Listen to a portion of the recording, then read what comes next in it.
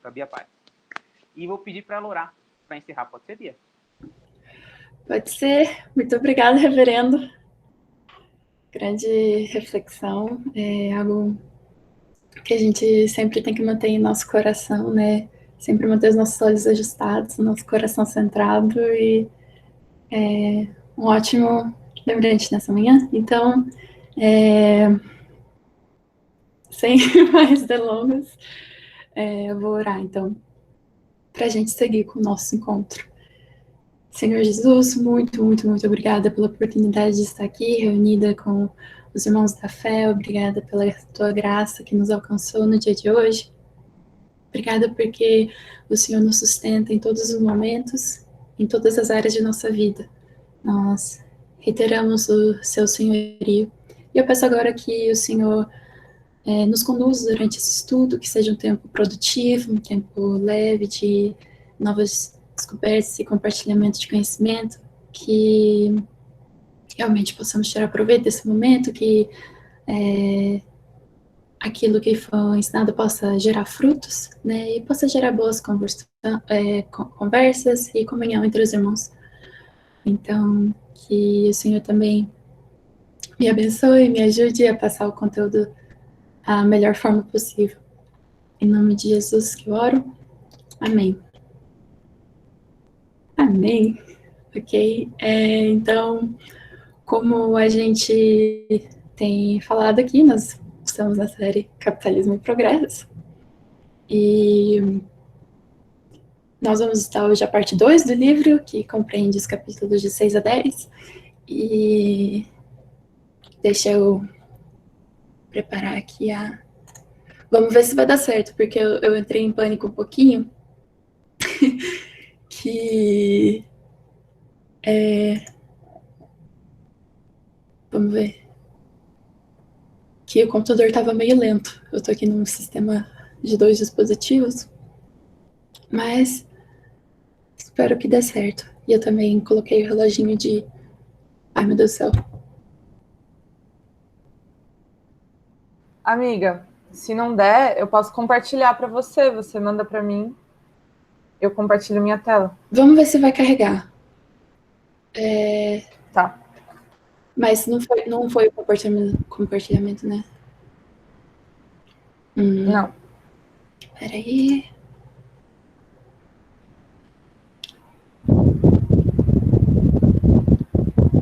Vamos ver.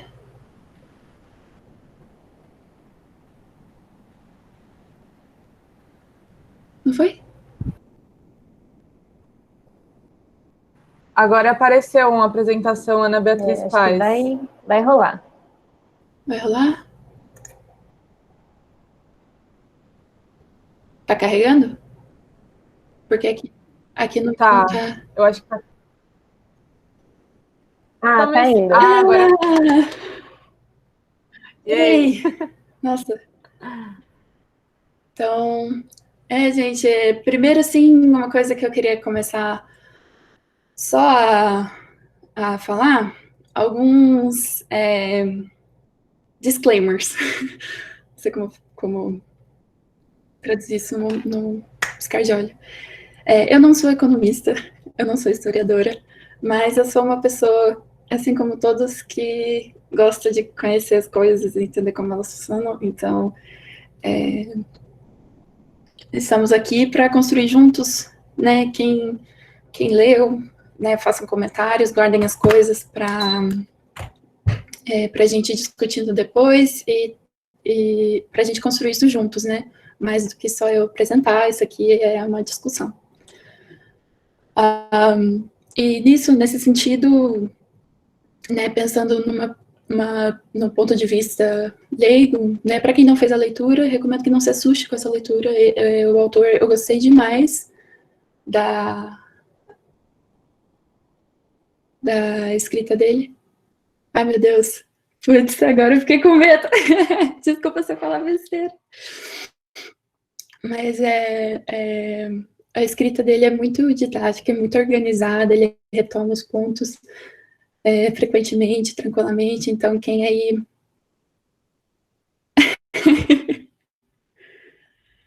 Todo mundo, tem espaço para todo mundo na mesa. E então, quem não fez a leitura, né, como a Mayra falou, recomendamos que invista esse tempo, porque vale muito a pena, é uma obra muito boa. E também, outra coisa é que pode ter algumas inconsistências com termos e tudo, porque a minha edição é em inglês. Então, eu fiz a tradução em prompto aqui. Então, se tiver alguma coisa estranha, não culpem o autor, culpem a mim.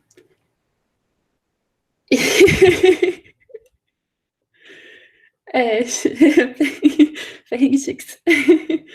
Então,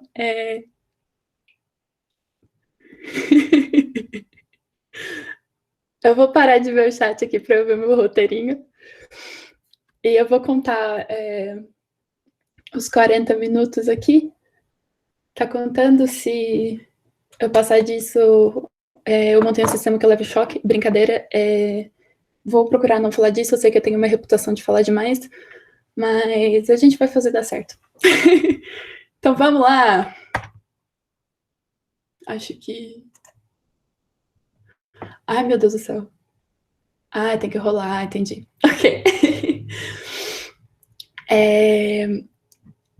Dando uma introdução à discussão em geral, né, como muito, muito bem apresentado no encontro passado, né, pelo nosso grande Gezi, né, o estabelecimento de um novo sistema econômico depende de condições culturais e espirituais presentes em uma sociedade, né, as estruturas econômicas, elas não surgem num vácuo, mas elas entram muito em dialogia com a cultura e a mentalidade de um povo para que essa estrutura possa, em primeiro lugar, se estabelecer, se consolidar e ter efeitos concretos na realidade, né? E com o capitalismo não foi diferente, foi preciso que houvesse uma grande preparação ao longo de 3 séculos por aí, né? Desde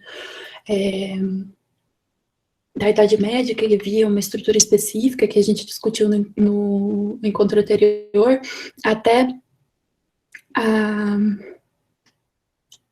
o início do capitalismo ali com a Revolução Industrial, né, foi preciso que houvesse uma destruição de várias barreiras, né, do pensamento e de estruturas e hierarquias sociais mesmo para que o capitalismo viesse a ser da forma que ele é hoje, né? Então, quando a gente olha, né, para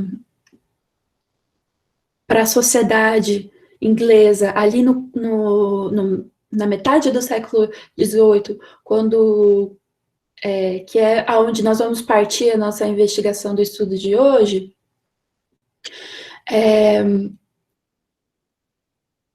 a gente percebe que, né, essa citação eu achei, né, bem apropriada, que não somente as circunstâncias estavam maduras para tanto que o estabelecimento, né, o surgimento do capitalismo, mas a mentalidade das pessoas também, né?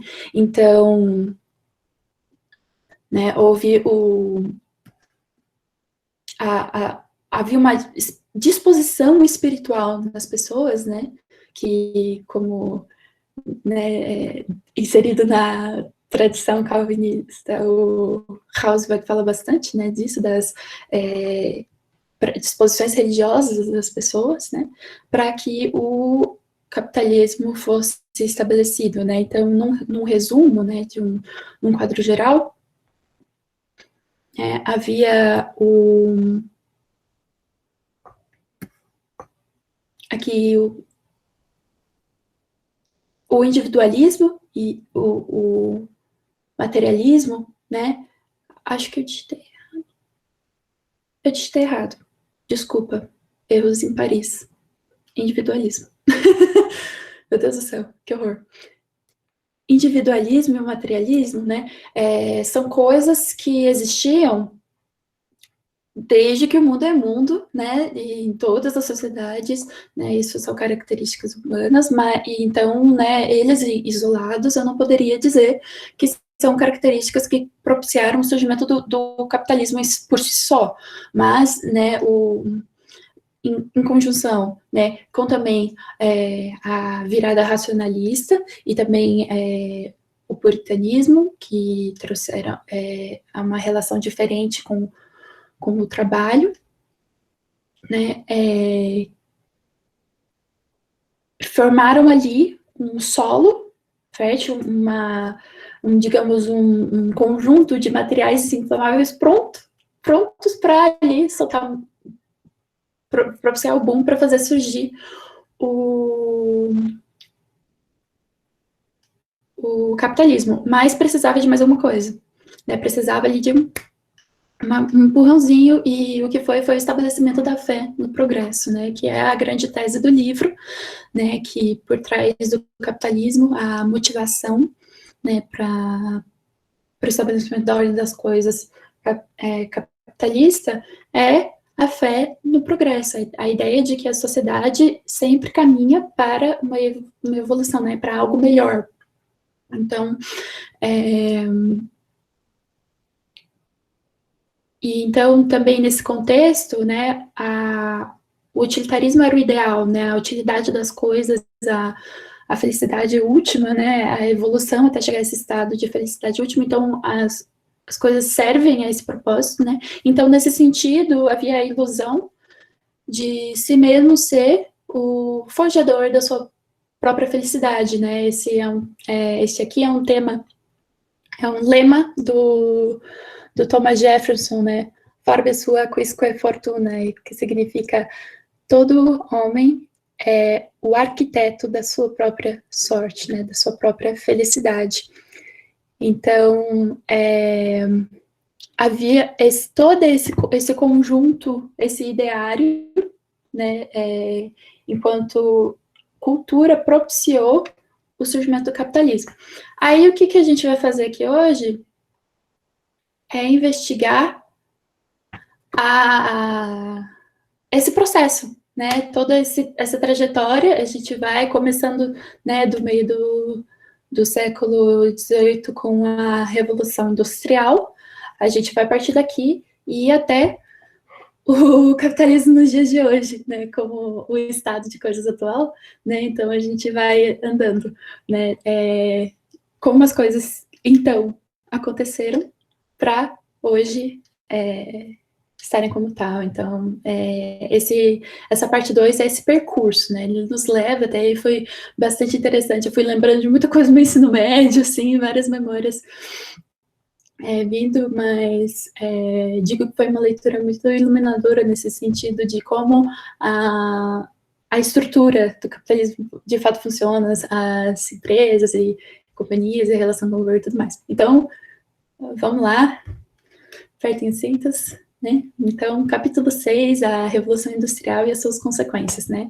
Estamos ali na Grã-Bretanha, na metade do século XVIII, né? E em que invenções que deram um estopim, né? Essas patentes, né? O motor a vapor, né? Que esse é a grande coisa, e a máquina de fiar hidráulica, né? Que composta, né? Da Spilling-Jenny, que é esta roda aqui, não sei se vocês veem o meu mouse, essa roda aqui, e o water frame, que é a propulsão dela de forma mais automática. Então a processação ficava muito mais rápida. Então houve um boom da indústria têxtil, né, seguida da de carvão e também de ferraria. E assim, foi um crescimento muito rápido, né? De repente a produção começou a acontecer de uma forma muito acelerada, e cidades que, né, assim, por exemplo, a exportação do algodão britânico entre 1750 e 1769 foi multiplicada a 10. Assim, em um período de 20 anos, isso é um crescimento exponencial.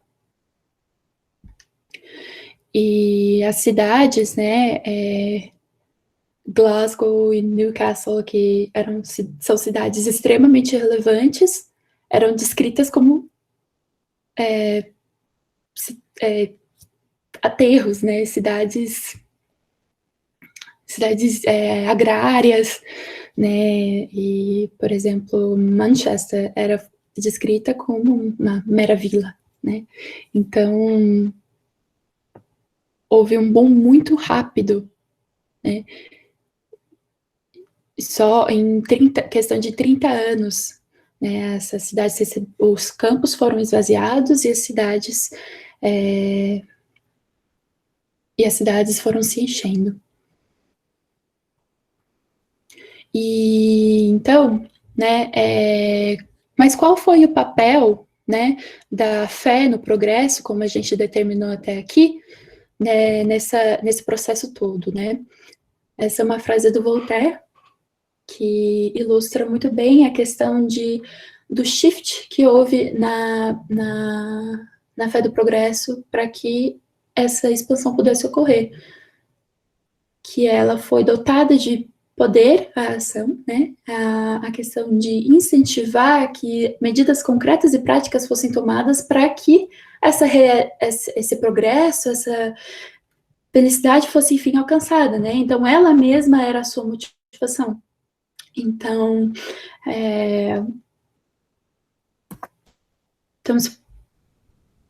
ela ia assim, e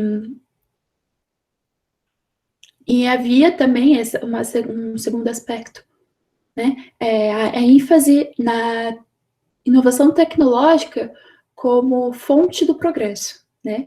O progresso, então, era o guia infalível para se alcançar esse futuro feliz. A via para a felicidade é o progresso, né? O progresso econômico e tecnológico. E essa felicidade é a abundância de recursos, o conforto, o viver, né? Confortavelmente, com as coisas que eu quero, né? Tudo que eu quero, tá? Então, esse era o objetivo. Né, não só ficar nos ideais. Então, por isso, né, que o autor levanta a diferença entre a Inglaterra e a França, né, que na França, né, o berço da Revolução Francesa e todos os ideais, né, a derrubada da monarquia e questionamento da hierarquia social e tal, eles eram radicais, né? Então, tipo assim, toda estrutura social vigente não dava para ter mudança com elas, então tudo que tinha que ir ao chão, então eles tinham que idealizar, fazer um esforço para construir como seria essa sociedade em que o progresso seria possível, né? De todas as estruturas em questão, mas na Inglaterra, né, com a vigência do deísmo e as ideias de Adam Smith, que também o Jesus discutiu bastante do encontro anterior, né, esse poder estava na mão do indivíduo, o indivíduo que podia tomar, que tinha que ter iniciativa em relação ao capital, né? Então tem essa citação que resume muito bem, que é... Eu não tenho muito jeito na colocação, eu vou mudar de ângulo, gente.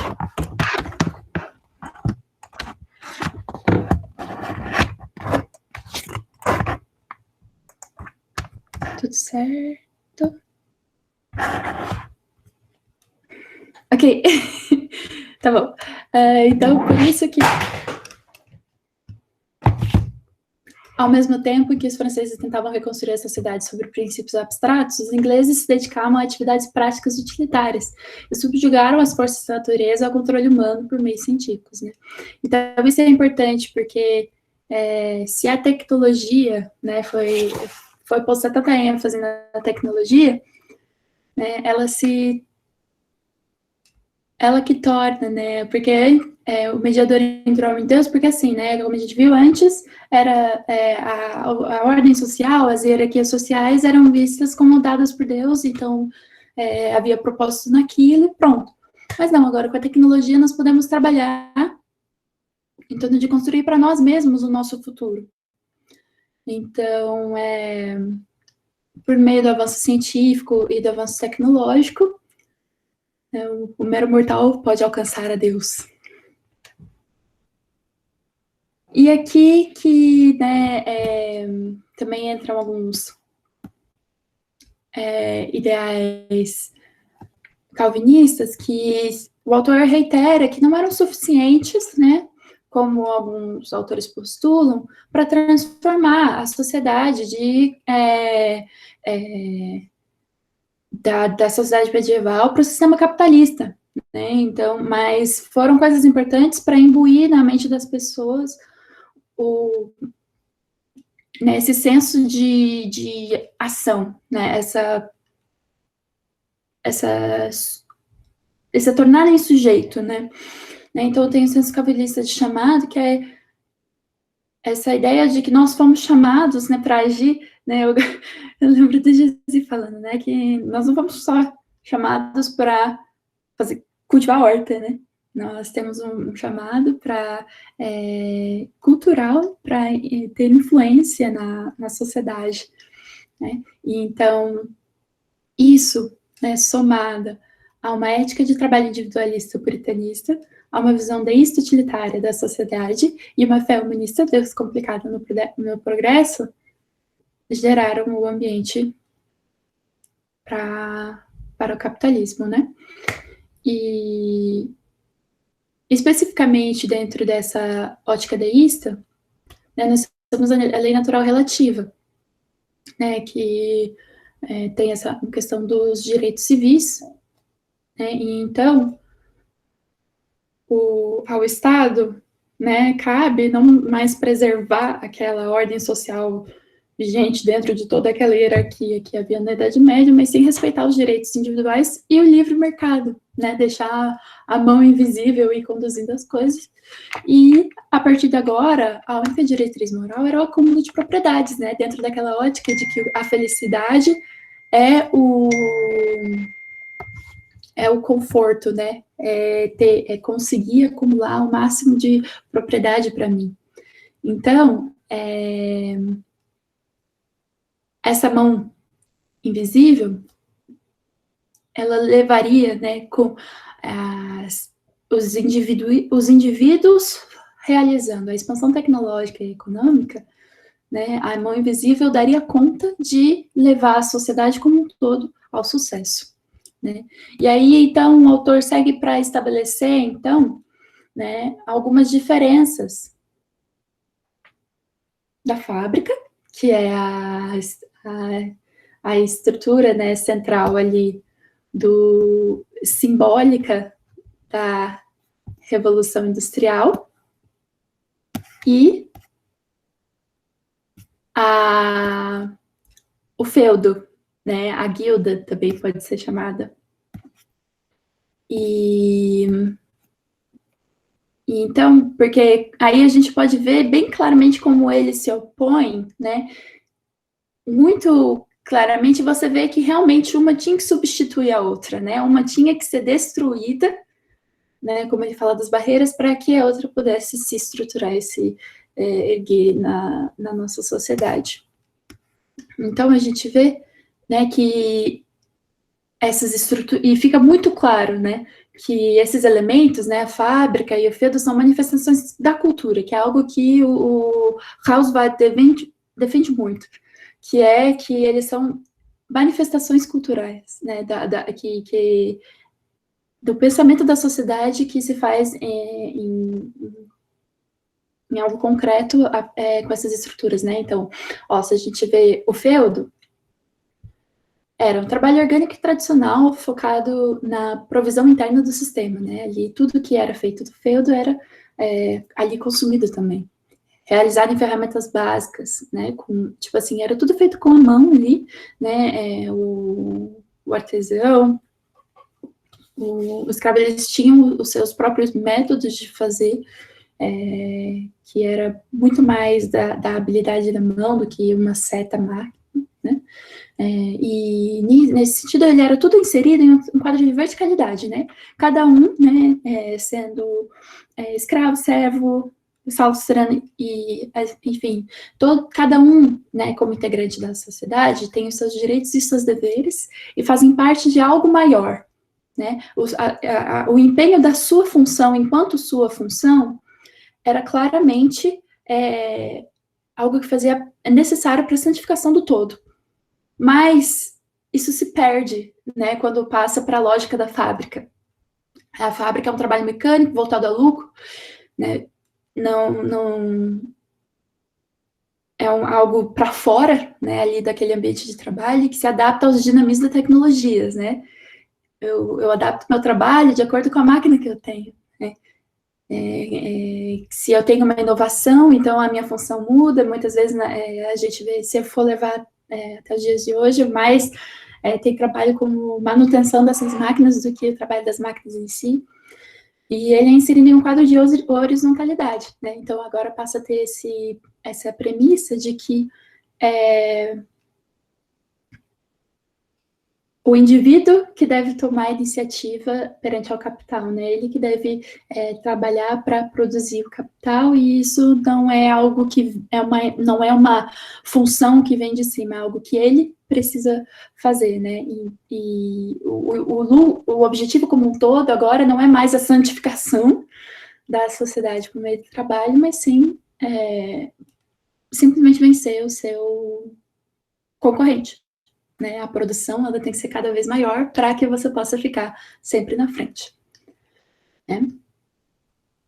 E então ele segue para fazer uma avaliação da Revolução Industrial, né, enquanto o início da ordem social capitalista moderna. Acho muito legal que ele, assim, admite, pega e fala, olha, nunca houve, né, uma leitura neutra, nunca pôde haver e nunca vai haver uma leitura neutra, porque todo mundo parte da sua posição, né? Tem gente que curte mais o capitalismo, gente que curte mais a ótica medieval, mas eu, enquanto cristão, neocalvinista, vou dar a minha avaliação, né?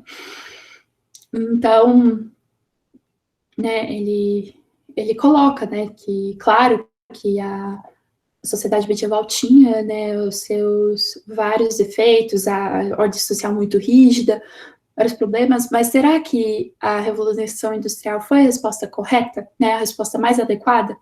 Então ele vai seguir para investigar isso.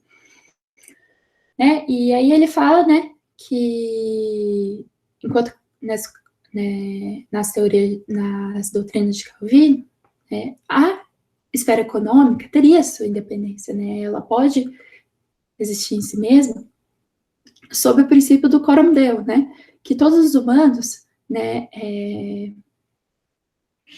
são criados para realizar todas as suas atividades diante de Deus, para a glória de Deus. Então, o crescimento econômico é uma potencialidade que pode acontecer, mas dentro, né, de um quadro que gere glória a Deus, né, que reflita a face de Deus, seja uma resposta amável ao que Deus faz, né. Então, para a economia, né, uma economia nesses termos seria uma expressão de solidariedade humana e um sinal da comunidade espiritual entre os homens, né. Então, se ela ocorre dessa maneira, ela tem que ser, tipo assim, dentro desses ideais, né, a vida econômica ela tem que obedecer, observar aos preceitos divinos, às normas divinas, né, porque são elas que dão significado ao econômico dentro, né, da cosmovisão cristã, não ela em si mesma, né, e então, né, porque ele fala aqui que todas essas áreas, né, da vida, as esferas, elas devem, né, todas as normas divinas devem ser observadas, né, em coerência, né, eu não posso falar de uma em detrimento de outra, né, e eis a falha da Revolução Industrial, né, não é errado, né, eu investir no aprimoramento da produção, não é errado eu querer uma melhor qualidade de vida, mais condição, mais coisas, não. O problema é quando eu coloco esse fim, né, o progresso econômico como a coisa principal. E aí que é o problema, né? Ele dá essa grande, né? Ele coloca essa citação assim como essa é a definição que eu dou, né? O capitalismo está sujeito a críticas na medida em que, pelo bem do progresso, se fundamenta sobre as forças independentes e autônomas do crescimento econômico e da tecnologia, ou seja, forças consideradas isoladas, suficientes e boas em si mesmas. Essas forças econômicas e tecnológicas estão de fato relacionadas a normas de ética e justiça social, mas o fazem de tal forma que essas normas não podem impedir a concretização dessas forças, nem a promoção do progresso. Essas formas são conscientemente vistas como dependentes e secundárias às forças do progresso. São dispostas ao serviço da expansão da tecnologia e do crescimento da economia. Né? Então, o que isso significa? Né? Que agora... Não, desculpa.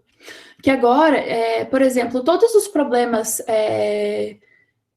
sociais e éticos que a gente vê na Revolução Industrial, né, por exemplo, as crianças que trabalhavam, né, aquelas jornadas impossíveis, tipo uma criança de 7 anos trabalhando 14 horas por dia, mulheres também, essas jornadas absurdas, o mínimo, né, por causa dos salários ridículos, o mínimo era 12 horas de trabalho, né, então todas essas faltas éticas ocorreram porque o progresso estava em primeiro lugar, só que como o progresso está ali em primeiro lugar, né, como ele não pode ser impedido, né, eu não posso causar prejuízo ou dano ao progresso, né, todas essas preocupações sociais vêm em segundo, e tudo que eu posso fazer é corrigir, né, eu não começo como princípio com essas preocupações sociais, então essas correções, elas se tornam muito lentas, e às vezes ineficazes, porque a relação de trabalho não é mais algo do sujeito, né? São relações interpessoais, é só um contrato, né? E o dinheiro, se você morrer, eu só te troco e acabou, né? E esse é a coisa central. Então, ele segue para o progresso e crescimento econômico, que ele caracteriza o progresso, né, o crescimento econômico como um aumento na gama de possibilidades de escolha, né, e pode ser tanto, né, de elementos a serem consumidos, quanto, né, se eu quero trabalhar ou não, né, se eu quero, né, ter um momento de lazer ou não, ou se eu tenho possibilidade de método também, se eu vou ter um trabalho que carvão, energia renovável, enfim. Crescimento econômico é poder escolher, né? Mais possibilidades de escolha. E alguns fatores a serem considerados, né, para olhar, né, dentro do crescimento econômico, né, são as formas de otimização que levam a esse crescimento, que é a divisão de trabalho, que já estava lá em Adam Smith, que é isso de especializar as funções para ter uma produção otimizada, uso de ferramentas, né, e melhorias sistemáticas, né, não só das ferramentas e métodos, assim, então não só mais a inventar por exemplo, foi inventada a máquina a vapor, pronto, vai para a indústria, mas continuar trabalhando nessa máquina de forma a cada vez mais ter resultados mais positivos, né, e a consequência, né, dessa coisa é que cada vez mais o trabalho foi se dividindo em fragmentos impessoais, né? Que eu não tenho mais a possibilidade de eu mesmo completar o trabalho, né? Eu faço ali uma parte e ele segue, mas como é uma escala muito maior, não é, por exemplo, aquela escala que nós tínhamos no feudo, que era interpessoal e eu podia ver o fruto, vai para fora, né? Isso em si tem possibilidades, potencialidades positivas, né? O autor reforça isso, que em si não é bom, mas é que a maneira com que esses elementos, né, esses fatores são empregados e se articulam, revela a relação do elemento cultural, né, o que está por trás, e a estrutura na sociedade como ela é hoje. Então, o fato de o progresso estar ali na posição número 1, né, acima, né, da justiça social, da ética e de outros fatores, ocasionou a evolução da forma que a gente vê hoje, com todos os dilemas e tal. Tcharam! Chegou! Né? Houve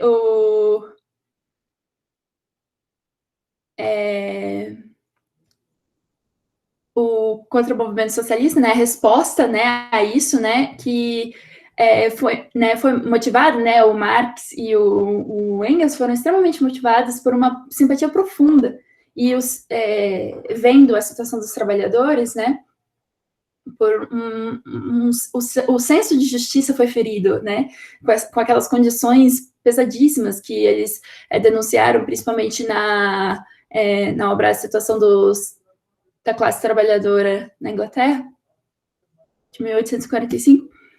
E então, eles, né, ofereceram uma resposta e estabeleceram as doutrinas, né? A questão do Marx, né, a visão histórica do Marx, na verdade, a gente vai ver que ela não se opõe tanto assim à tendência de fé no progresso, né? Não é isso que muda, mas, na verdade, ela também está aqui, né? Então, vamos ver, né? Marx, ele postula, né, o movimento dialético da história, né? Que os embates entre a superestrutura e a infraestrutura, eles vão gerando, né, essa tensão que gera o movimento da máquina da história. E então, essas mudanças, né, elas causam movimento. E no comunismo, né, na doutrina de Marx, eu quero chegar em algum lugar. Então, a sociedade, ela deve caminhar em direção, né, ao comunismo, o estado ideal, né, que é a sociedade sem Estado, igualdade, né, a lei natural absoluta entre os homens e tal. Então, a tecnologia faz parte disso, né? A tecnologia, o progresso econômico, ele contribui para o bem-estar social. É ele que vai trazer o bem-estar social, a possibilidade das pessoas não ficarem presas ao trabalho, mas poderem desfrutar dos avanços da sociedade, né? E nesse sentido, a tecnologia, então, é uma extensão do homem e sua relação com a natureza. Ele é a forma com que a forma crescentemente aprimorada de como ele interage com a natureza. Porque no socialismo, né, tem essa interdependência, né, homem e natureza, né, eles só podem chegar ao seu estado final, cumprir o seu propósito, né, trabalhando juntos, né. Marx fala, à medida em que o homem vai trabalhando e modificando a natureza, a própria natureza dele é modificada, né. Essa frase dele, da maneira com que os indivíduos expressam suas vidas, assim eles são. Da maneira com que eles trabalham, essa é a sua essência. Né? O que acontece, então, na alienação é que, se a história é esse movimento de trabalho do homem, e se o trabalho do homem sobre a natureza é a sua essência, o que acontece na alienação é que ele é a separação, né? O homem não detém mais o meio de produção do seu trabalho, ele é um terceiro, né? O capitalista que o detém. Então, o que acontece é que esse processo, ele é privado desse processo, né, do trabalho. Né? Então, a manutenção, para Marx, a manutenção da propriedade privada é a separação do homem e da natureza, né? Que tem a ver com, que é modificada pelo meio de produção. Né? Então, é isso que acontece. O progresso, tanto para o capitalismo quanto para o socialismo, nesse sentido, então, é a chave para a felicidade humana.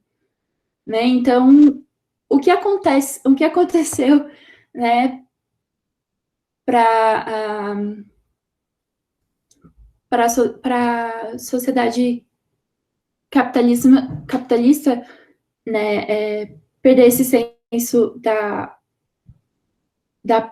houve uma falta de equilíbrio, né? Perdão, deixa eu me reformular. Houve uma falta de equilíbrio, né? O capitalismo perdeu o lado social, mas, ao mesmo tempo, o socialismo, né, ainda querendo o progresso, só entrou na engrenagem para ainda incentivar o avanço do capitalismo, porque o fim, no final das contas, se você for ver, está mais próximo do que a gente imagina. Aí, nós chegamos aqui no desenrolar. Gente, eu já aviso que a gente vai atrasar um pouquinho. Faltam 5 minutos, mas a gente vai. Vamos chegar lá. Vamos chegar lá. Desculpa, mas vamos lá. Desenrolar da fé no progresso depois de 1850. Ele coloca 1850 como esse marco, assim, divisão de águas, porque há uma transição do pensamento ali, né? Começa a aparecer o culto da objetividade, né? Esse é o vitorialista francês, o Colbert e o Roosevelt usam como exemplo, né? Que é assim, antes nós tínhamos, né, as tendências românticas, né? Que é essa coisa da bastante emocional, né, a resistência à sociedade industrializada, né, o ideal de união entre homem e natureza, assim, e a glorificação de atos heróicos individuais, né, essa coisa bem, né, como a gente sabe que o romantismo é, né, e ocorreu, então, essa transição para o realismo, que é uma visão, buscar ao máximo possível a visão objetiva de realidade, né? E eu gosto muito que o autor ele fala que observar a história da arte é um bom quadro da realidade naquele momento, né? E, então, houve essa mudança na fé do progresso que antes, né, a gente pensava no futuro, que no futuro nós vamos ter aquele lugar ideal, chegar naquele lugar em que vai ter a realização, a felicidade, né, aquele paraíso,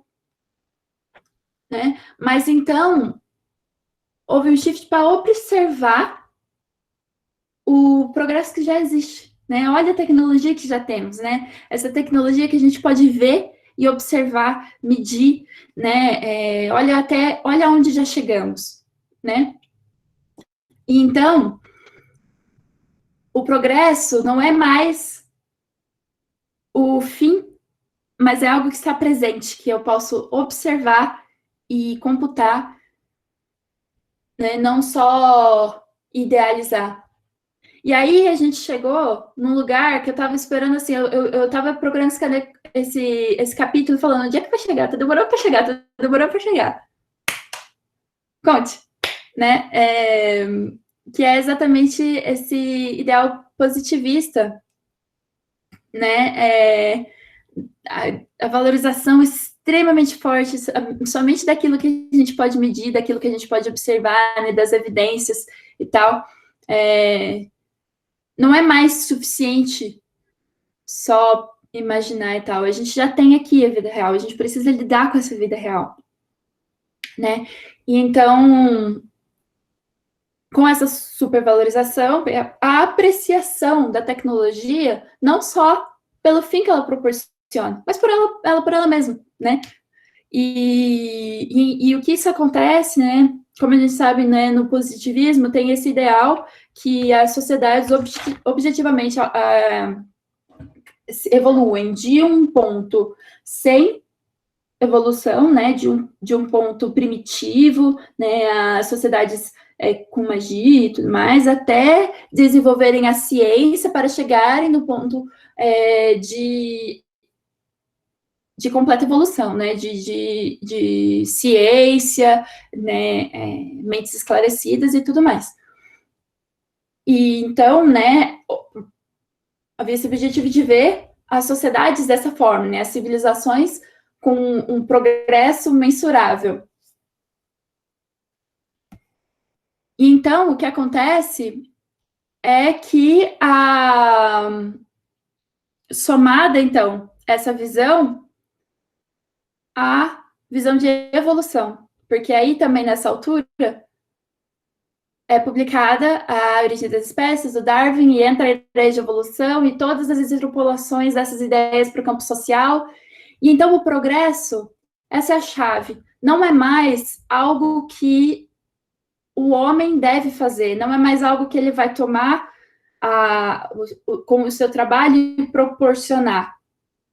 É algo que ele faz, quer dizer, é algo que ele sofre, né? Então, com um conceito de adaptação e percebendo o progresso na sociedade, ele se expandiu para algo muito maior do que algo que o homem faz, para uma estrutura para a qual o homem deve se adaptar.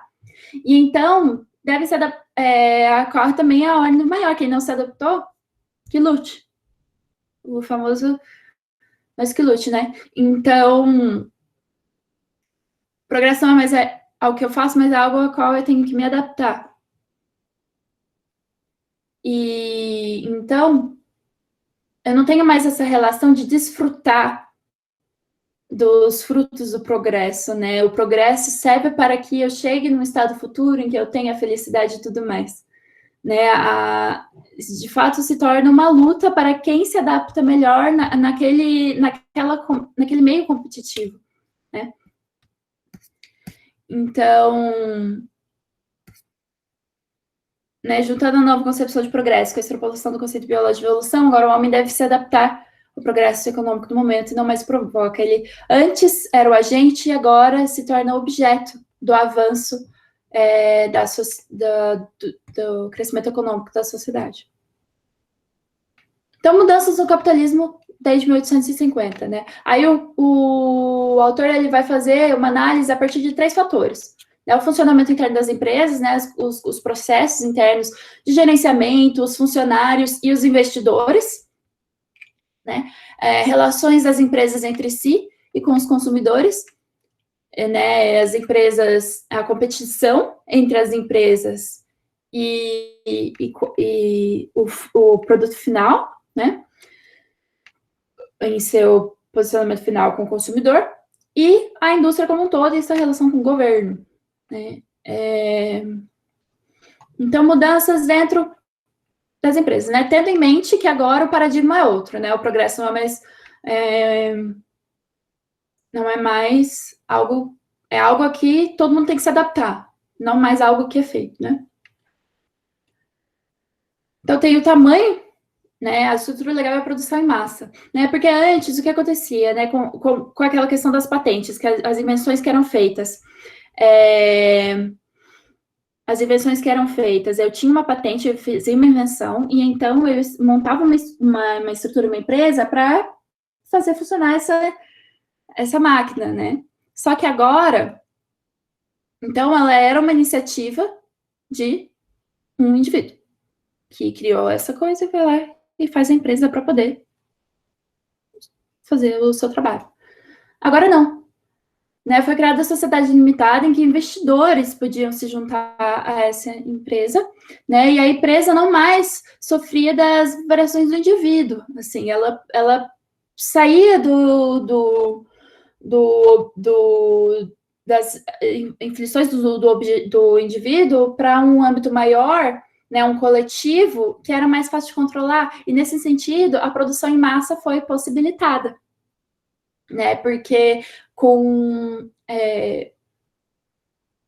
investimento maior, a produção podia ser otimizada dentro daqueles fatores e o crescimento foi exponencial, assim, das fábricas, como a gente sabe.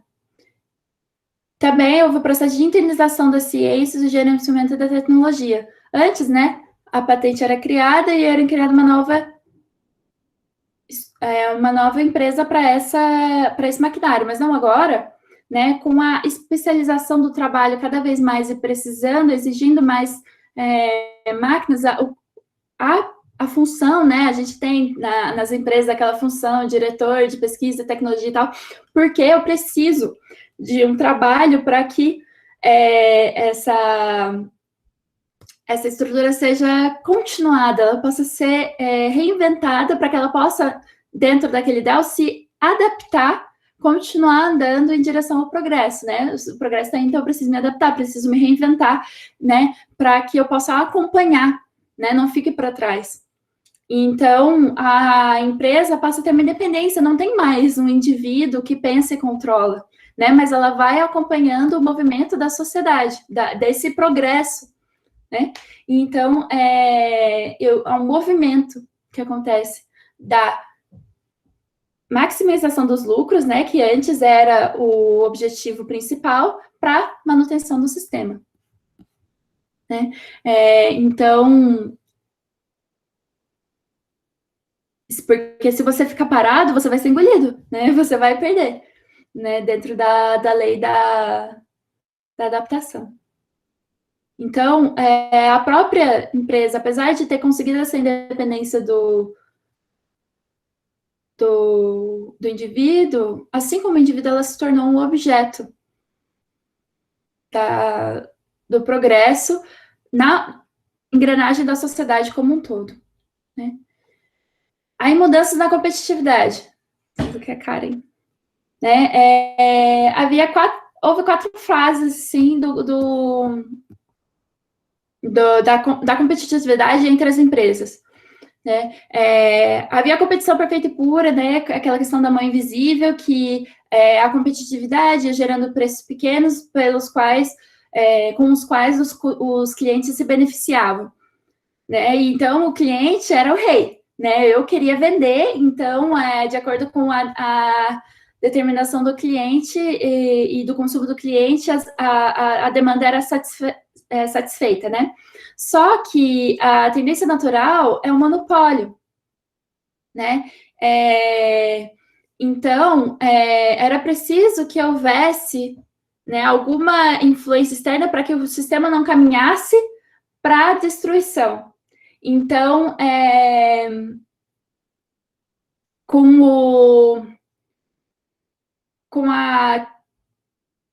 com essa interação, né, a competitividade parou de ser apenas os preços, mas passou a precisar se balizar por parâmetros diferentes, e o principal deles é a propaganda, porque a propaganda cria, né, essa questão de que eu determino, né, o consumo. Né, o consumo antes, que era o cliente como o rei, na verdade, ele foi destronado, porque agora é a indústria que fala para o cliente: é isso que você quer, é isso que você tá procurando. Então, o consumo passa a ser moldado também por esse progresso, né? O cliente, ele perde a sua soberania e passa a ser sujeito aos intentos da empresa, né? De acordo com a competição. Tô passando... Nossa, tá horrível, enfim. E aí, enfim, as mudanças em governo e indústria, né? Nas relações entre os dois, porque, tipo assim, antes, né? O que acontecia era que eles eram com total inimigos separados, né? Não podia o governo influir nas relações do governo, só que estava insustentável, né? Como eu disse, o sistema ia caminhar para a autodestruição. Então, uma certa legislação, principalmente focada, né, na questão controlar o desemprego, controlar a inflação, e principalmente leis antitruste, fizeram com que os objetivos, né, do governo e das indústrias convergissem, que é o continuamento do progresso, né, a continuação da máquina, e o governo entende que para o progresso eu preciso de crescimento econômico. Quem promove crescimento econômico são as empresas, então eu preciso me sujeitar, fazer um acordo com as empresas, né? E uma coisa interessante também, né, que a partir desse contexto, a gente está aqui depois da Segunda Guerra, que que começam a se levantar relações entre governos, né, como as multinacionais e tudo mais, e o imperialismo econômico, né? Relações norte-sul, né? As grandes potências que passam a procurar nos países de terceiro mundo o sustento, né? A forma de continuação para seu trabalho, né? A mão de obra cada vez mais barata para que o lucro possa ir à frente, né? E nesse sentido também as relações do Ocidente e do Oriente. Então, ele resume, né, que ocorreram esses dois desenvolvimentos em paralelo para chegar ao estado em que nós estamos hoje. A diminuição da soberania do indivíduo, né, a autonomia dos integrantes das empresas dentro da sociedade como um todo, e os avanços tecnológicos e econômicos com fim em si mesmos, né? Não mais aquele ideal de uma felicidade futura, mas sim os avanços tecnológicos são aquilo que a gente precisa, né? Então, a mudança do lucro para continuidade, para sustentação, né? Do Rechtsstaat, o Estado de Direito, né? Os direitos civis para o welfare state, né? Que é a intervenção do Estado, né, para que as empresas, né, a competitividade possa ser controlada e equilibrada, né? Então, dos fins últimos, aquele objetivo que eu tinha lá na frente, da felicidade, eu não penso mais nisso, eu preciso controlar os processos do dia a dia, né? O funcionamento, né, das pequenas rotinas da vida da empresa para que ela possa ser sustentada, continuar se atualizando e se adaptar ao progresso do meio, e da iniciativa, né, do sujeito para a conformação de estado de coisas no mundo. Aí, assim, né, a grande questão de como que das diferenças, né, do socialismo e capitalismo, porque ele se pergunta, né, mas de fato houve, né, apesar da presença de partidos políticos e tal, não houve uma grande mudança, né? Eles não tiveram tanta parte, né, nessa construção do estado de coisas como é hoje, né? Então, na verdade, a gente vê que, na verdade, eles têm algumas coisas que, né, aquele princípio, a fé a fé no progresso que estava ali, né, atrás na motivação das ações, mesmo que elas se manifestassem de forma diferente, né? Então, no liberalismo e socialismo eu tinha alguns preceitos, né? É o indivíduo com a comunidade, o direito natural ao status quo, né? A hierarquia do jeito que se apresenta, ou a lei natural absoluta, em que todos são iguais, ou a proteção dos direitos civis, né, a propriedade e tudo mais, ou a liberação da coerção econômica, né, Marx disse que o ser humano devia ter liberdade para desfrutar, né, dos frutos da economia, não precisar estar sempre trabalhando todo o tempo, e cada um tinha que decidir, né, quem que era o bom e quem que era o vírus do mal do Satã. Enfim, eu amo esse vídeo, vejo esse vídeo. Mas a gente vê, né, que haviam denominadores comuns, né, que o homem era o forjador do próprio destino, né, esse tema é muito recorrente. Tinha a felicidade humana como fruto da interação do homem e natureza, né, em relação com o seu estado natural, né, os seus direitos naturais, suas liberdades naturais, ou a sua ação na natureza por meio do trabalho, né. A instituição da propriedade, seja ela privada ou comum, né? Porque a propriedade comum era uma instituição dentro do socialismo, mas como algo que define a estrutura social, né? E os direitos civis ou o bem-estar econômico, né? Para o liberalismo e para o socialismo, dependentes do desenvolvimento econômico, né? Então, no final das contas, o progresso econômico, né? O desenvolvimento tecnológico continuava ali naquele pedestal, né? E então a questão era que ambos mais se preocupavam com a distribuição da renda produzida e não como ela era obtida, né? Que não como ela vinha a ser, mais como resultado do que os processos. E então ele termina questionando, né? Como a gente viu lá no começo, que o calvinismo colocou, que é que dentro da doutrina, há possibilidade, potencialidade para o desenvolvimento do homem na economia de uma forma equilibrada e sã, de uma forma que venha a trazer glória a Deus, né? Mas o que aconteceu é que os movimentos cristãos, eles não se distanciaram dos casos existentes, mas seguiam essas tendências, ou do liberalismo ou do socialismo, né? O Houtsvad vai citar o exemplo holandês, né, das cooperativas e da estrutura, e também de como o Kuyper reforçava essa questão da soberania das esferas, e que o homem tinha um chamado para governar dentro da esfera econômica, né? Mas mesmo assim, os cristãos se omitiram. Então, eles têm a sua parcela de responsabilidade para o estado de coisas como é hoje, né?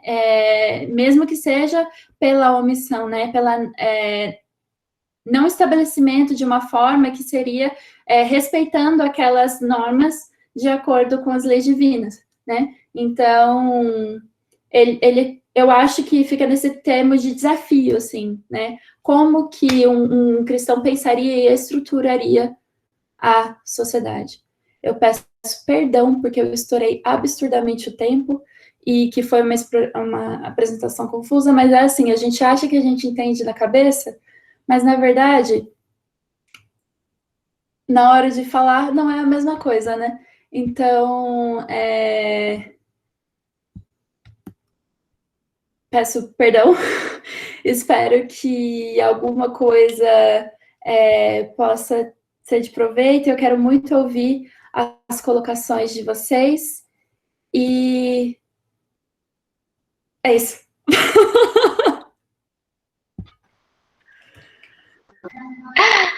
Muito obrigada mesmo. Acho que deu um excelente panorama, tanto para quem fez ou não fez a leitura, é um desafio.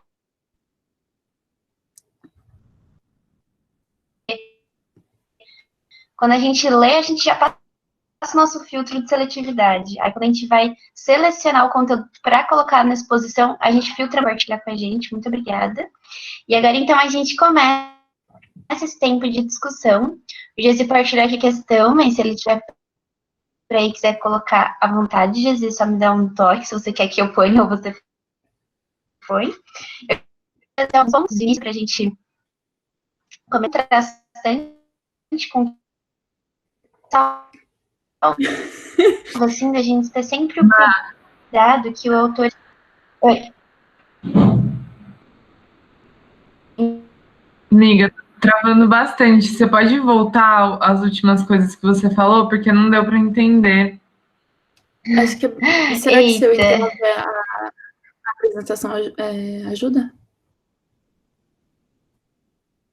Acho que não. Acho que pode interromper sim, Bia. Não. Tá bom. Sei lá, sobrecarregar a internet.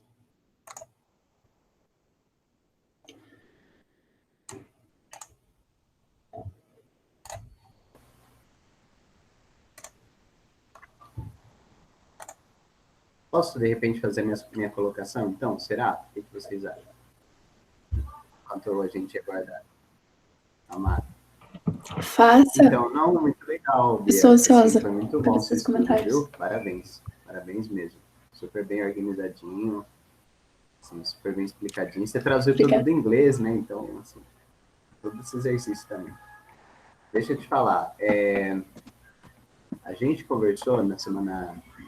Para quem chegou hoje, né? A Bia bem explicou, né? Que parte da proposta do livro é conversar sobre... Tem aqueles dois níveis, né? De preocupação, né? Um deles é como os sistemas resolvem os problemas, per se, digamos assim. Os problemas sociais que estão aí disponíveis, as questões que cada sistema levanta, né? Cada modo de vida, digamos assim, né? Cada sistema econômico e tal, levanta. Como eles resolvem. E outro é um nível um pouco mais profundo, né? Que são as questões culturais, espirituais, né? Questões últimas que norteiam, de algum modo, um sistema ou outro. Então, ele opera dentro dessa posição, né? Aí, o que eu ia falar? Eu ia fazer um comentário sobre o lance do marxismo, né? E, assim, cara, isso é um vespeiro, né? Todo mundo sabe. Mas o ponto que parece que é legal de conversar é que, de algum modo, parece que ele quer sustentar que o marxismo não combateu o ideal de progresso que está subjacente ao capitalismo, né? Então, ele vai argumentar isso na parte 1 como que é o ideal de progresso que fornece a centelha última do que é o capitalismo. Por mais que houvessem condições sociais, sociodinâmicas que estivessem disponíveis, para que o capitalismo viesse a tomar força, era como, digamos assim, ter a forma. Precisava ainda entrar a matéria, né? E a matéria foi a ideologia do progresso, né? O ideal de progresso. Então, ele vai falar disso e atribui muito aos iluministas.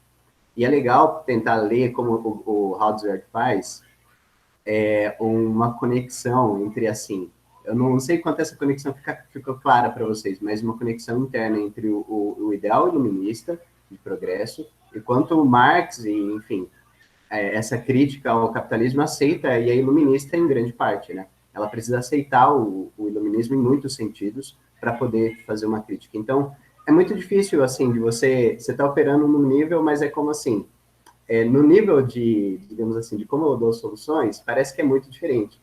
Mas internamente, quando eu vou olhar a fundo, o ideal de desenvolvimento econômico ainda é subjacente, de algum modo, aos dois sistemas. E a vontade de progresso, a pulsão pelo progresso, continua sendo a mesma em alguma medida, né? É legal ver quanto isso dá certo ou não. Eu convido aqueles que não fizeram a leitura do livro a ver a proposta dele mesmo, né? Ele está bem explicadinho lá. Mas eu ia comentar outra coisa também, que era do puritanismo. É legal, né, que nessa parte ela fala, a Bia bem mencionou o lance do puritanismo e como que isso faz um encaixe para o capitalismo. Mas na parte anterior, vocês lembram que ele tinha falado que não era assim, a ética puritana não era base para o capitalismo, né? Não era assim, não era a base espiritual do capitalismo. Ele quer argumentar que é o progresso. Agora, é interessante analisar que, de algum modo, sim, a ética puritana vai fazer um encaixe com as condições do capitalismo. Lembra que a estrutura, ele vai argumentar que a estrutura social se torna mais horizontal, em vez de ser aquela coisa mais assim, referente, né? E isso se torna muito mais individualista. Então, assim, o puritanismo vai, sim, lançar sementes de um certo tipo de individualismo e de um tipo de, assim, salvação laissez-faire, assim, né? Cada um deve buscar a sua salvação livremente, e a partir das... Você sabe, assim, que é claro, uma eleição divina, né, no puritanismo continua sendo calvinista, mas essa coisa é muito mais individual, muito menos corporativa, aliancista, né? Então isso é bem interessante, isso é cooptado depois por uma secularização que vai injetar isso no capitalismo direto. Eu tenho mais comentários para fazer, mas eu acho que isso pode ficar mais para o final, só queria começar com esses dois aí.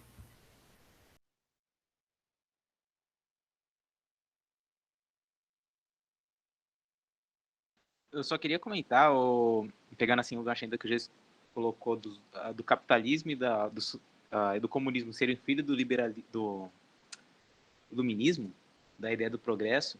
Eu achei muito massa a comparação que ele faz com o povo judeu lá no Egito, que, embora estivesse ruim, alguma coisinha melhor que eles tivessem, eles falavam, não, eu prefiro ficar aqui. E ele traz essa comparação quando o pessoal começa a rejeitar o comunismo de alguma forma. Eles falam, pô, independente se o cara ali ele tem mais do que eu tô avançando. A posição que ele traz, eu tô avançando, pra que eu vou querer diminuir o que eu tô ganhando para todo mundo estar junto, sendo que eu posso de pouquinho em pouquinho melhorando. Eu achei muito interessante essa ideia que o Bob ele vai pontuando ali, que na mesma medida que você tinha opção, o pessoal ainda falou, não, eu quero manter isso daqui. Só queria comentar isso que eu achei interessante na hora. Não, muito legal. Também acho que a gente não pode ser monotônico, né? Assim, ou o capitalismo ou o marxismo, ou o tanto de coisa que aconteceu no século XIX, né? Assim, pegando a Comuna de Paris, os movimentos operários alemães, tipo, é muita coisa. E depois, no século XX, então, assim, mas é importante ver onde esse argumento vai se desdobrar depois, né? Que é interessante uma coisa que... É interessante que justamente hoje é o aniversário da Reunificação Alemã. 30 anos de que a DDR, a República Soviética, parou de existir, né? E se uniu à Alemanha Ocidental e fez uma Alemanha só, né? Por mais que houvesse esse esse movimento de queda, né, da mãe oriental, quando você vai ver os dados, né, apesar de ser uma região mais pobre, que não tinha o desenvolvimento econômico, né, das fábricas, os carros eram todos aquele mesmo modelo mais velho e tal, haviam vários fatores sociais que a Alemanha Oriental era melhor. Havia mais igualdade entre mulheres e homens dentro do ambiente de trabalho, havia menos analfabetos e mais pessoas eram vacinadas e mais pessoas reciclavam, né? Tinham consciência ecológica. Então, é engraçado ver que, de certa maneira, haviam partes que mesmo a sociedade oriental, que era considerada retrógrada, ao mesmo tempo tinha mais avanços que a ocidental. Então, né, nada é 100% de uma maneira que eu posso falar bom ou ruim, né, se tratando de algo humano, eu diria. Eu gostaria de fazer 2 provocações aqui, meio contemporaneizando todo esse texto, né? Achei incrível as 2 colocações em relação mais ao livro, ao próprio capítulo, mas, Ana, quando você fala sobre essa importância, né, que o progresso e a natureza são fundantes e caminham juntos. Então, o ser humano progride junto com a natureza, tal. E veio aqui algo extremamente atual. Devemos ou não levar esse progresso? Até que ponto é benéfico os índios terem ou não essas possibilidades, esse conhecimento? Então, que bom que eles têm todo um contato com a natureza, são os mestres, mas será que é possível colaborar? Eu acho que é uma questão extremamente séria e contemporânea. É uma provocação. A outra, eu lembrei um pouco do Walter Benjamin, não sei quantos já leram alguma coisa, em Pobreza e Riqueza. Walter Benjamin vai falar que ele ficou muito absurdo, muito chateado quando ele sai na rua e vê o ruído, aquele barulho de carro, né? Eram os começos, os inícios dos carros, né? Ford. E ele vai falar, puxa vida, isso vai poluir o ar. Isso em 45, né? Logo após a Segunda Guerra Mundial. Walter Benjamin fica muito triste com a fumaça, com o ruído e com a imprensa. Ele diz, então agora vai ser tudo muito rápido, as pessoas vão ter tanta coisa para ler que não vão ler direito. Gente, isso é extremamente contemporâneo, né? E aí eu acho que a outra questão que você coloca, que eu acho incrível, só mesmo provocações, é a respeito de tem que se moldar o consumo, né? Então, eu sou que vou consumir. E aí, dando um salto bem forte, né, sobre a questão das redes. Por exemplo, né, hoje eu não sou mais aquele que domina, mas eu sou dominado, né? Então, assim, é de graça o Google, é de graça, né? É de graça? Ou eu virei o produto?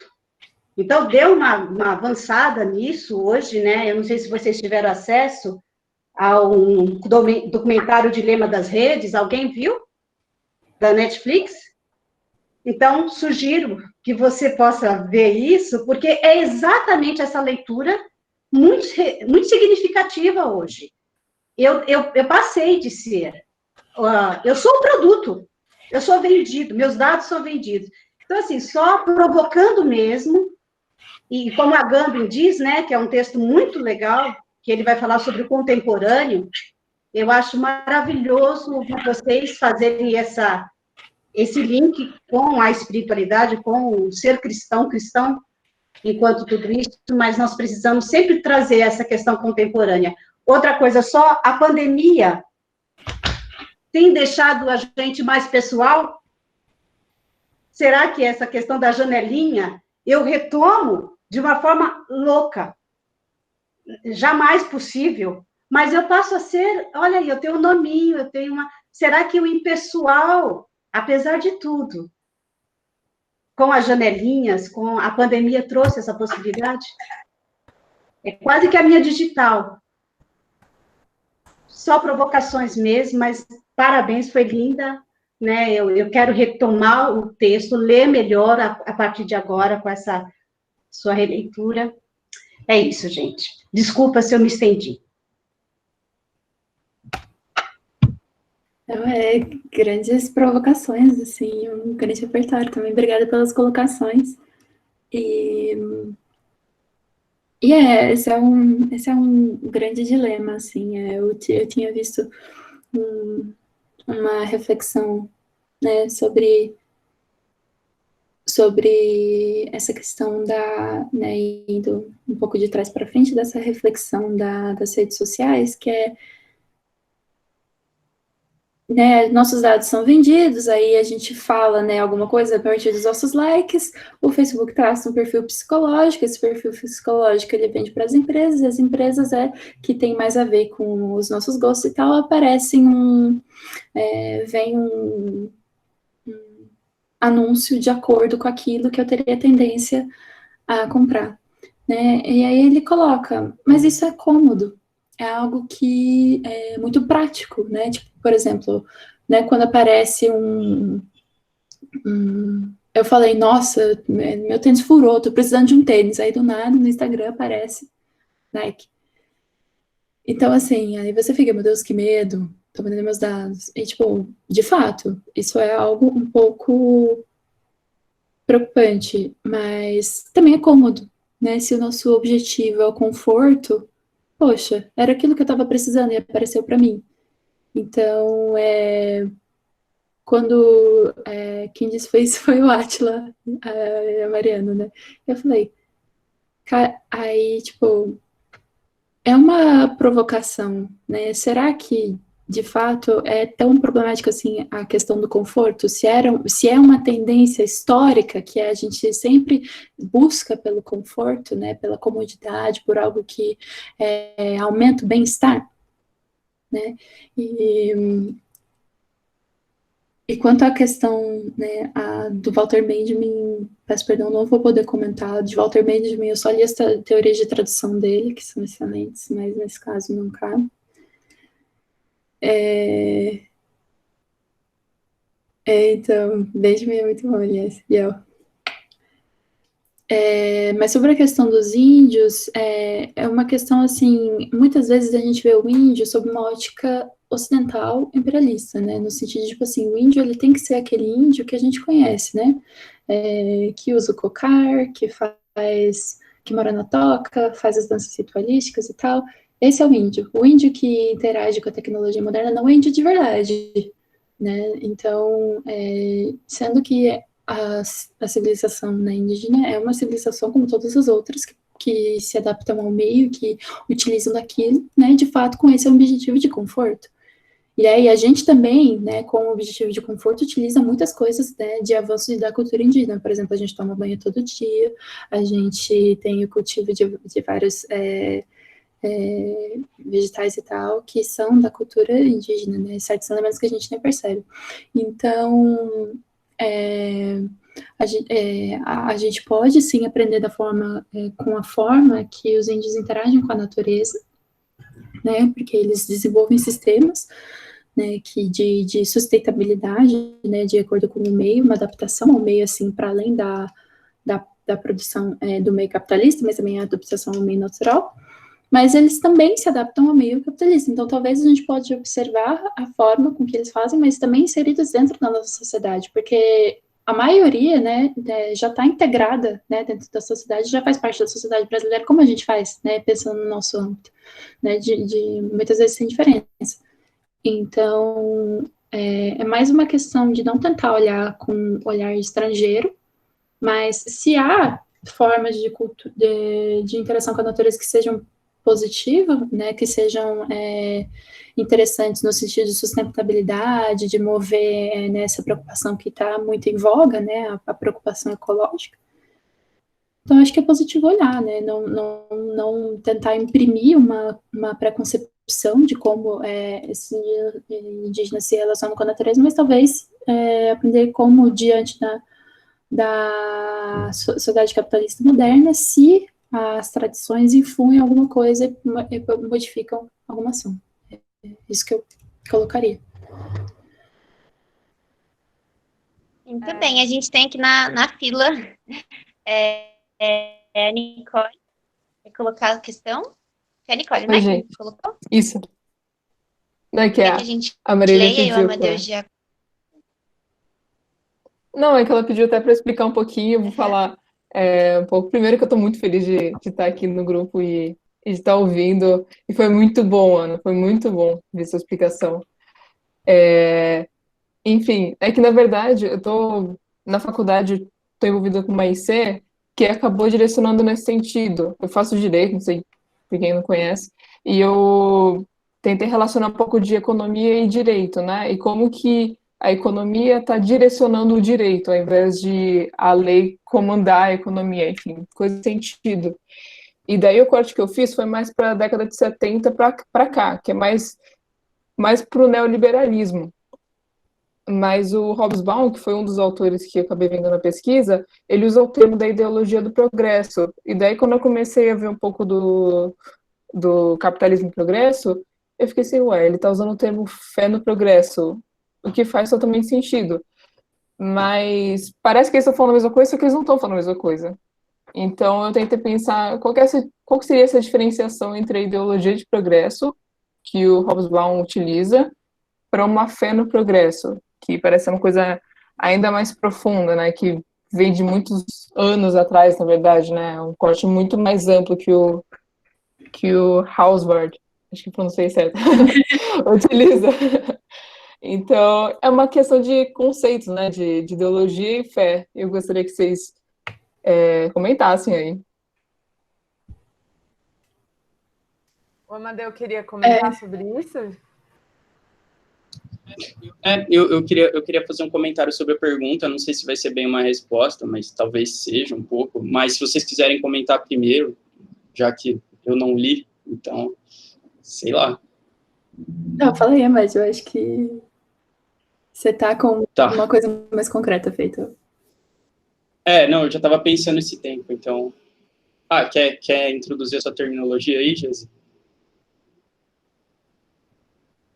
Não, Amade, pode falar. Depois eu falo bem rapidinho. Beleza. Bom, eu acho que tem várias coisas. Eu gosto bastante do Hobsbawm, mas faz tempo que eu não leio ele, então por isso que eu fiquei com vontade de comentar. E é um livro super legal de ler, né, o Era dos Extremos. E eu acho que tem várias coisas que envolvem, assim, primeiro,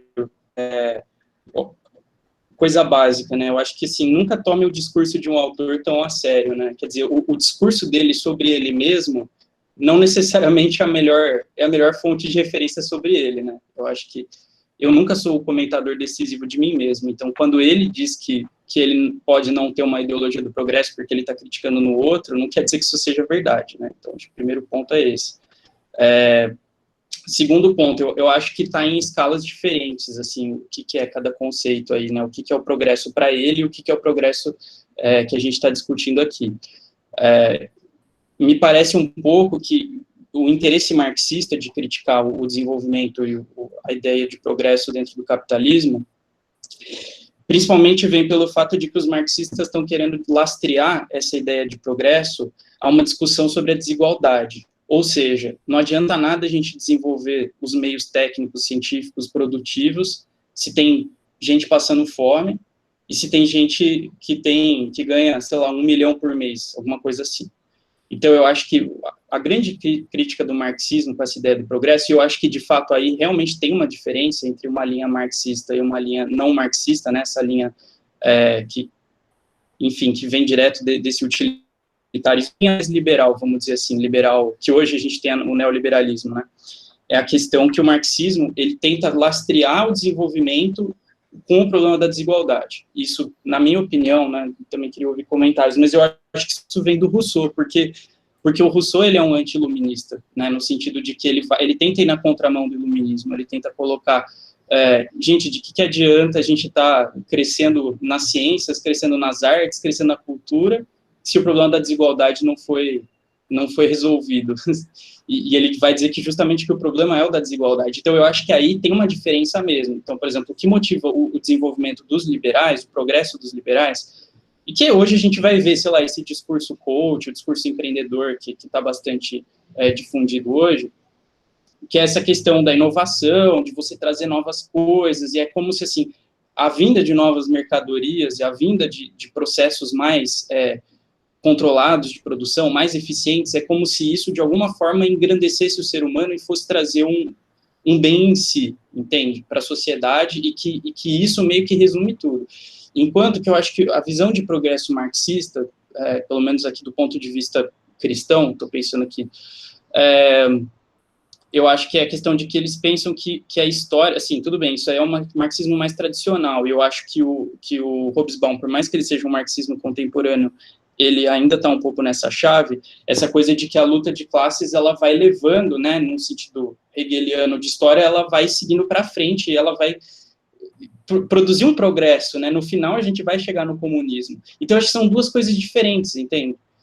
Eu acho que cada um tem a sua forma de ver um progresso, e um vai criticar o progresso do outro, mas os dois são progresso, né, e é um progresso que depende da autonomia do ser humano, entende? Que o ser humano que vai produzir essa coisa de ir para frente. Tudo bem, ir para frente para cada um é diferente. E eu acho que a chave cristã, na minha opinião, que é mais interessante, porque eu acho que tem cristãos e cristãos aí, né?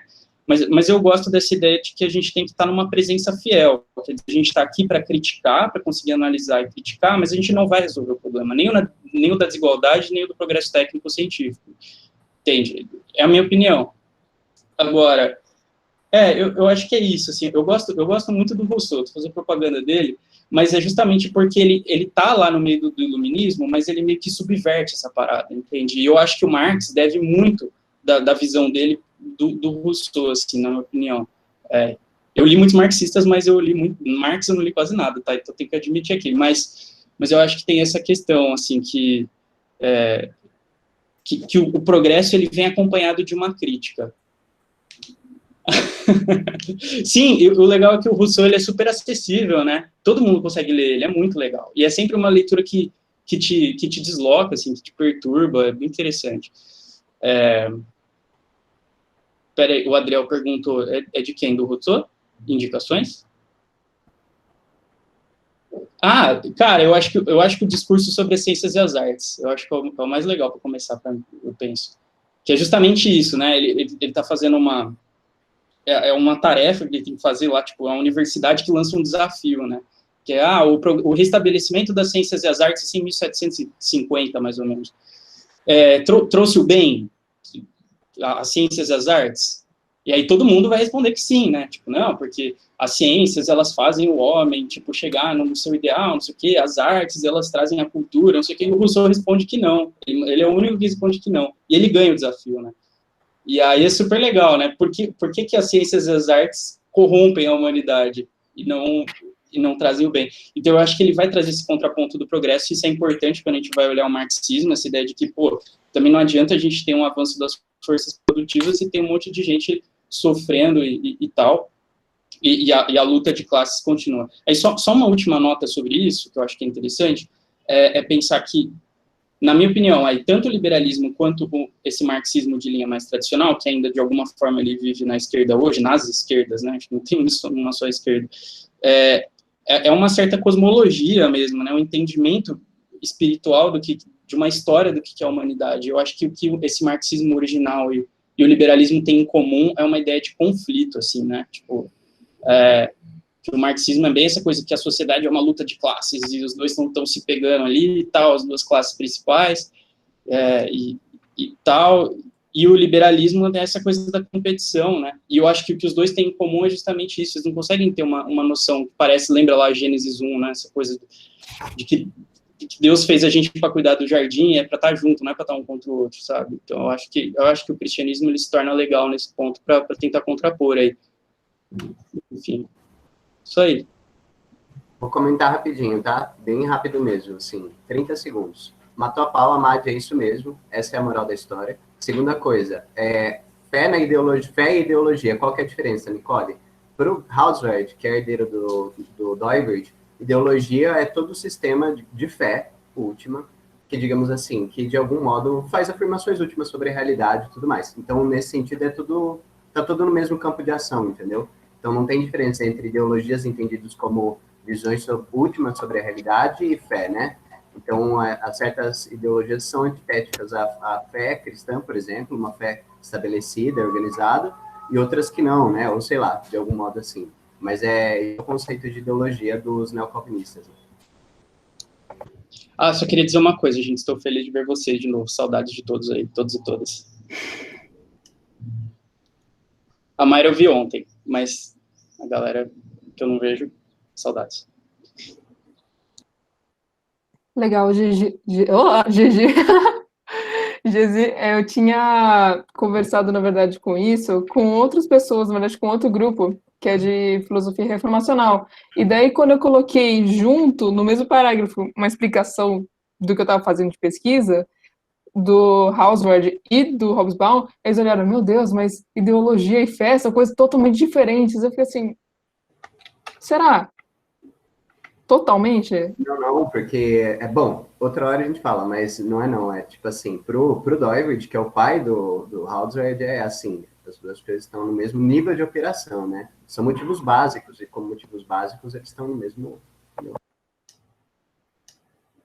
Eu pensei nisso também. Valeu.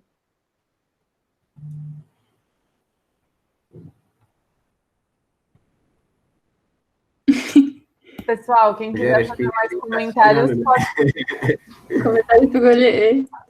Posso fazer uma provocaçãozinha, assim? Eu estava esperando o Rogério e a Amanda aqui para... Não, é só uma provocação mesmo, assim, para a gente pensando enquanto vamos continuar lendo e estudando o livro, que eu fiquei pensando naquela parte em que ele fala do Norte e Sul e do Ocidente e do Oriente, né? Porque quando ele faz essa diferenciação de Norte e Sul, eu tenho a impressão que a gente, enquanto brasileira, a gente acha que a gente está no Norte, né, o tempo todo. Que a gente é tipo Europa, enfim.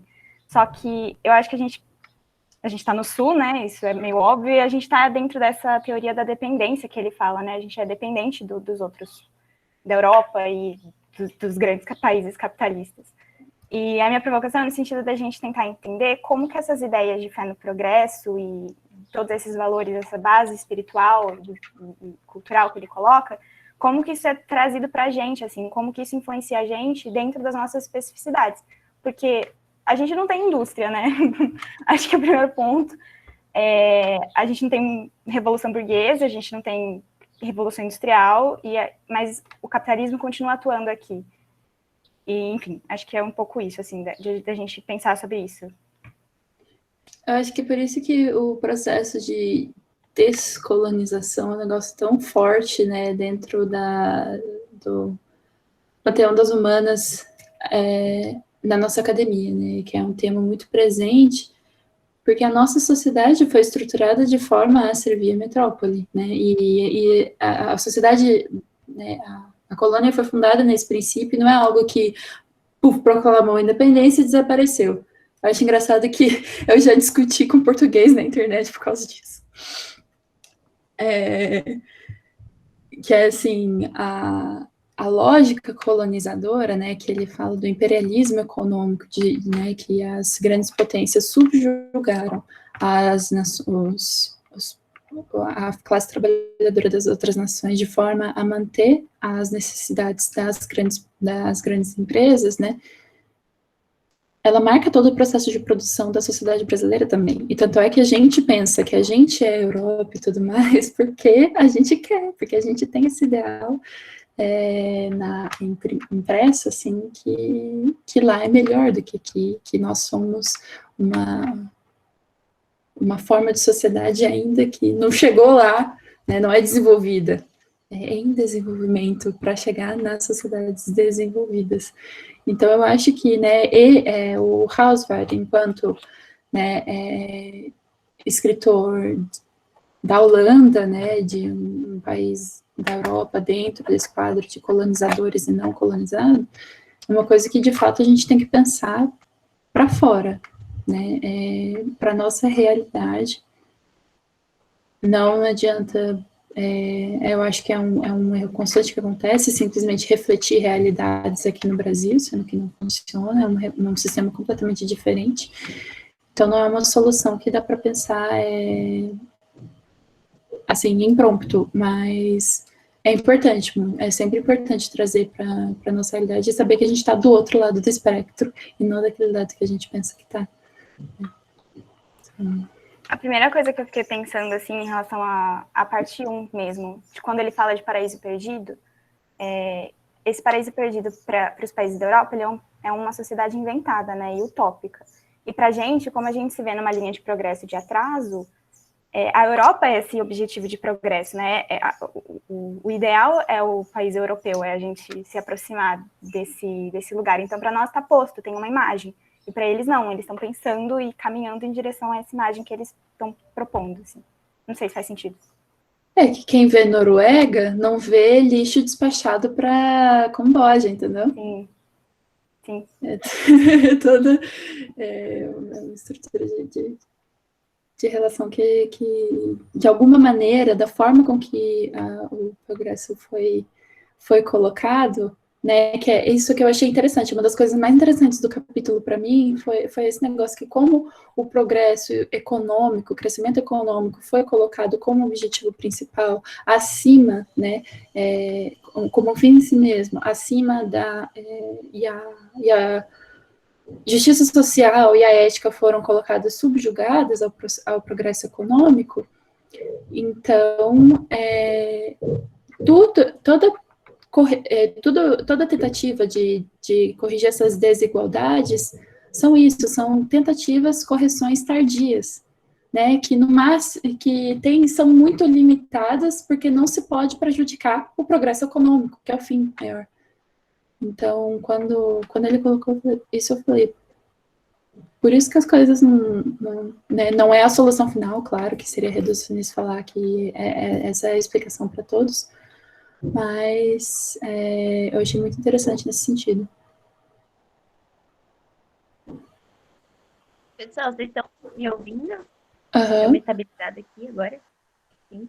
Eu queria muito compartilhar com vocês um trecho que está na página 93, que é o que faz um link muito forte com a discussão que a gente está nesse momento, com o que vai para a próxima parte, a parte 3, que é os desapontamentos do progresso, né?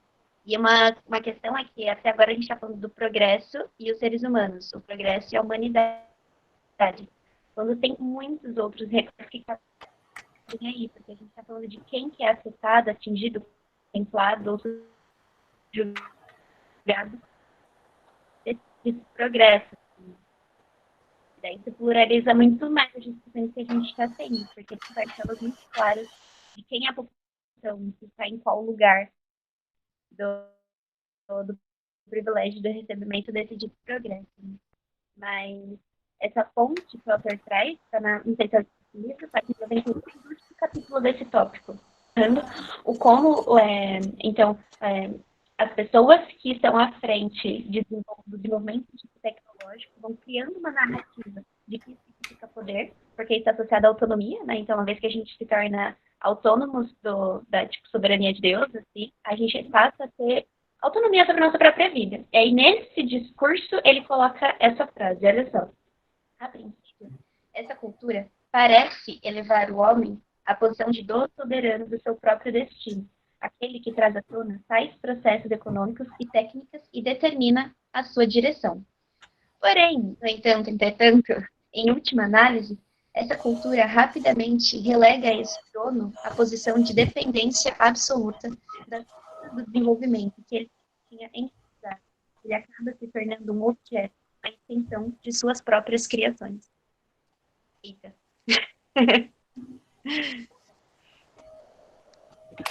Essa fala eu também gostei muito. Tá grifada no meu livro.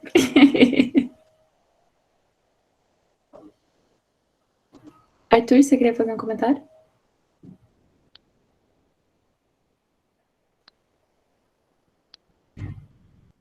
A gente não tá te ouvindo. Pessoal, só uma questão da gente cuidar do... Então, se livre, quem precisa sair por conta de meio-dia, Mas também fiquem todos à vontade, quem quiser permanecer, tá bom? E quem for falar, abre o microfone pra gente ouvir. Agora dá? Eu não sei se a Bia comentou, porque eu tive que dar uma saidinha bem rapidinho, mas era no aspecto que estava falando do Brasil não se identificar tanto assim com industrialismo e todas essas coisas. Porque eu achei muito legal, na hora que eu estava no livro, as datas. Porque ele começa falando no início de 1800, aí tipo, tu tem as guerras napoleonas. Ok, só que a gente tem a Inglaterra fazendo um pacto com o Brasil, 1810 mais ou menos, que permite que a Inglaterra ajuda a coroa portuguesa para o Brasil e tal, e você tem todo esse desenvolvimento. O que eu quero chegar? 1850, que é onde o livro começa a pegar. 1850 é quando a fé evangélica, a perspectiva protestante, chega no Brasil. Ela oficialmente é chegada no Brasil permitindo evangelismo. E todos os missionários que vêm para o Brasil, a mentalidade que eles estão tendo, assim, tanto econômica, nessa questão que a gente está falando, essa mentalidade está quebrando o pau na Inglaterra, na Europa e nos Estados Unidos. Só que acontece, a gente tem um desenvolvimento muito grande por volta do 1930, perto da Segunda Guerra, que a mentalidade dos protestantes, e acho que até alguns católicos, se eu não me engano, brasileiros, eles mudam de uma perspectiva econômica muito grande. E eu acho que também, quando a gente vai pensar no Brasil, a gente tem que pensar na questão religião, porque isso está muito ligado ao pensamento da população. Hoje em dia, eu acho que dos últimos 30 anos isso veio diminuindo, mas a gente pensando no século passado, isso é muito forte. E como que a mudança do pensamento econômico dos evangelistas estavam vindo de fora, vindo para o Brasil, isso afeta tanto a nossa perspectiva econômica. Porque a gente é assim, capitalista, industrial e tudo mais, porém a gente não tem tanta indústria, ou não tem nenhuma, não sei dizer basicamente. Mas, ao mesmo tempo, a gente tem essa diferença. A gente tem muitas igrejas que defendem um posicionamento político e uma outra. E nenhuma muito bem, assim, muito coerente. Não sei se está dando para entender meio que eu estou tentando levantar, mas eu achei isso muito interessante na hora que eu estava lendo, na hora que a Bia comentou. Porque eu falei, caramba, tipo, e você vê, tipo, o desenvolvimento do pensamento econômico avançando no mundo, como que ele está reagindo lá fora, e essas pessoas, quando elas estão vindo para o Brasil e começam a plantar, os missionários começam a plantar as igrejas, não que a intenção deles falar, a gente vai falar isso daqui, mas cada um é fruto da sua cultura, e isso você traz automaticamente. E como que isso vai sendo colocado na nossa raiz, tanto de igreja como de pessoas, na nossa sociedade desde o século passado. Eu queria fazer esse comentário. Posso fazer uma adição ao seu comentário? Tem uma lei americana que está vindo para o Brasil e está sendo discutida. Eu não sou da área de direito, acho que quem é de direito vai poder depois aprofundar mais. No entanto, o que está sendo discutido aqui, que já funciona lá nos Estados Unidos, de que quem pertencer a uma igreja, ou um pastor, e que mantém esse título como pastor e usa esse título, a igreja ela vai passar a pagar impostos. Então, é uma visão que muda totalmente a postura e o posicionamento ético das igrejas, como palanque. E aí eu queria levantar um assunto que é a questão da subjetividade da liberdade, que o progresso dá para alguns, enquanto essa liberdade de uns aumenta, a exclusão também aumenta em outros sentidos, né? E dentro da apresentação marxista existe essa consideração de infraestrutura e superestrutura.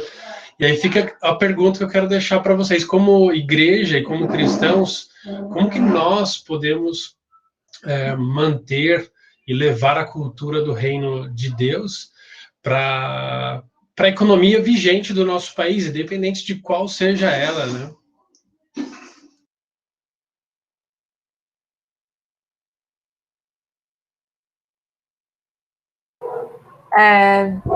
Eu acho que todas essas são ótimas questões. A Jane também tinha colocado umas provocações antes. E muita coisa para pensar, né, gente? Eu acho que a gente pode começar a pensar em encerrar essa reunião. E eu acho que o resto do livro vai nos dar bons instrumentos para a gente responder essas questões. No próximo encontro, já fica o aviso que o pessoal já está saindo, enfim, a gente vai avisar no grupo também, mas a gente não vai tratar a parte 3 inteira, vai ser a metade da parte 3, então a gente pode ler com um pouco mais de calma agora, que a gente deu uma acelerada na parte 1 e na parte 2, porque são coisas que a gente já estava lidando um pouco no Territórios, né? Essa questão do progresso. Então, fica o convite para todo mundo e para a gente conseguir responder a essas provocações, né? Não só, acho que o interessante que a gente tem no grupo é que a gente sempre tenta responder as questões que a gente tem, não só pensando e matutando aqui na nossa cabeça, mas vendo o que já foi respondido, né? Na filosofia, na economia, na história, enfim, na ciência, né? Então, acho que esse livro vai ajudar demais a gente a instrumentalizar, assim, as nossas respostas a essas questões, né? Então, fica esse convite. Se alguém quiser fazer mais algum comentário último, rapidinho, antes da gente encerrar, fica essa abertura também. Fale agora, o Carlos para sempre. Mas só fala qual vai ser a divisão dos capítulos da parte 3. Poxa, eu queria ter essa informação. A gente tem? Deixa eu ver aqui, peraí, pegar meu livro. É que ele tem 5 capítulos, né? Aqui o primeiro é bem curtinho, né? Tipo, introdutório, assim. Sim.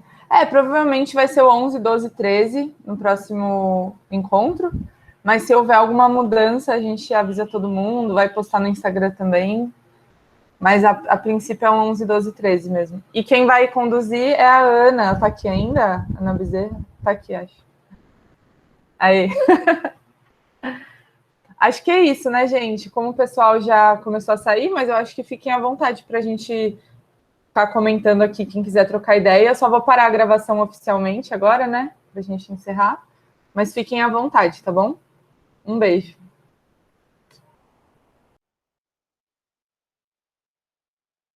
Eu nunca consigo parar direito a gravação.